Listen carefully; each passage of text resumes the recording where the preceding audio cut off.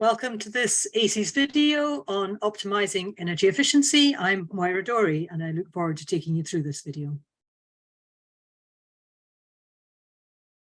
So let's start with lighting, tips for optimizing your lighting. Firstly, check that desks are under lights where possible to make sure that the light is used in the right places. Switch off lights if it's bright enough during the day. You may even have bands of lights within your classroom that you can switch off the ones closest to the windows. And don't forget outdoor lighting. That's often on timers or dusted on sensors. Is that appropriate? Do you need security lighting out there on all night? Probably not. So make sure that the timings of your outside lighting is correct for what you need. Moving on to hot water. So some of you may have a very large tank like this. Is it too big now for the needs? It may be that that huge tank was put in originally for a lot of showers that aren't used anymore, for instance. So when you're replacing the tank, think about what water is needed for at this point within your school and discuss that with your with the engineer that's replacing it. Is there sufficient insulation on your tank? If you put your hands on the tank and it's boiling hot, then the obvious answer to that is no, and it's a cheap solution to increase the insulation around your tank. Perhaps you've got electric, smaller hot water tanks that are often found under the kitchen sink or under the sink in toilets. You can very easily get these set with a timer to go off overnight and at weekends, and particularly half terms and holidays. That saves a little bit of energy, but it is worth doing. And lastly, could these small tanks be replaced with what's called point of use hot water? So in areas where hot water for perhaps a mop sink or something is very rarely used, then that might be the time to think we want one of these heaters that just heats it on the way through, and the rest of the time it's not heated at all. Okay, moving on to ventilation and cooling. The first obvious step on this is to identify where vents, fans, and cooling units are. So once you've considered that, here's a few ideas for improving their efficiency. Are these systems only on when needed? For instance, are areas being overcooled? Perhaps there's vents or fans running at the end of the day.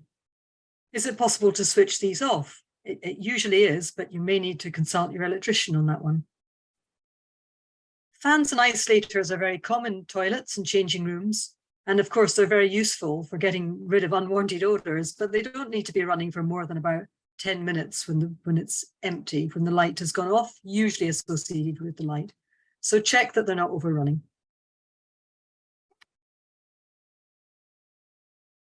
So appliances. This is particularly for items that plug in.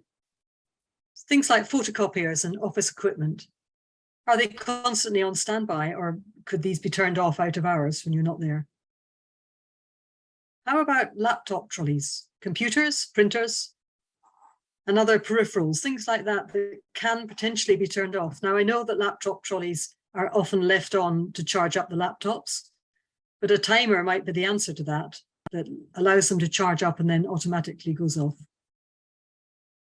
How about water coolers? Maybe chilled drink dispensers, coffee machines, vending machines, lots of things that are plugged in at the wall that may, even if they're not in use, be drawing some electricity, and they can easily be turned off when you don't need them.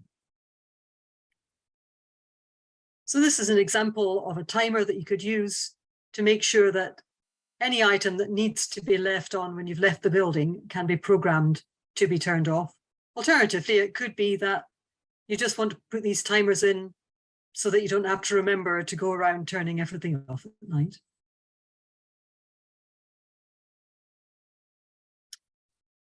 So many of you may already know what a plug socket energy monitor is. They measure how much electricity is used by the item. It goes in between the plug socket and the item that you're measuring. And there's a very, very useful little tool that you can have to work out how much out of hours energy use is used by one of those items of plug-in equipment. For instance, take your photocopier. Some photocopiers power down by themselves automatically to as low as 5 to 10 watts. However, we do still see photocopiers that the power down mode is 200 watts. If it's 200 watts and it's on all weekend from Friday 3 o'clock through to Monday morning, that really starts to add up. And it's easy to work that one out by using a plug socket energy monitor that will tell you the use of that photocopier. And then you can move it around other items of equipment as well to test them. It's a very useful tool also for education. Student activities, eco group, science class, they absolutely love these socket monitors. And it really gives them a really good grip of how energy is used within their school. Very effective tool for that. So, summary of actions for you from this video. Firstly, review optimization for indoor and outdoor lighting. Review your hot water demand for the school. Reduce tank size where appropriate, or control your electric units by turning them off or getting a timer put on by your electrician. And remember that point of use can work where it's an area that's not been heated much. Check where your vents and fans are, firstly, and then check that they're off when needed. Do not overcool rooms. For plug-in appliances, find appliances that are idle and switch them off, perhaps add a timer if necessary. And use energy monitors to check savings from switch off, particularly with the help of students and keen members of staff. Thank you very much for listening to this short video. If you'd like to know more about the ACES programme, please go onto the website or get in touch with us. Thank you.